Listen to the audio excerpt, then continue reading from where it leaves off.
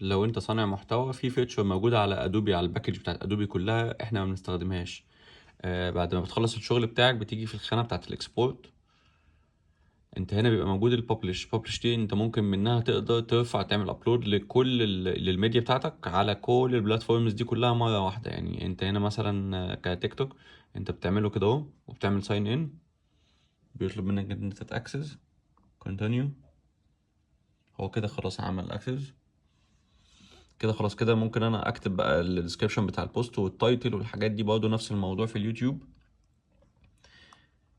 كل التفاصيل، حتى الفيديو انت بتبقى عايز البرايفسي بتاعته ايه، ينزل على طول، هتسكادوله، هتعمل حاجات كتير يعني تقدر تستخدم فيها، تساعد شغلك جدا، بحيث ان انت ترفع الشغل كله مرة واحدة في كل البلاتفورمز كلها.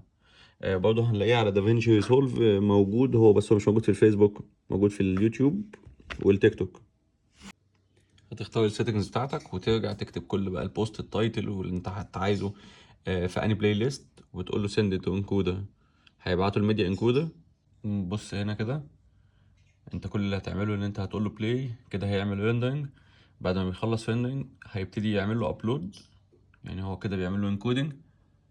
بعد ما يخلص هيخش على مرحلة الابلود للتيك توك.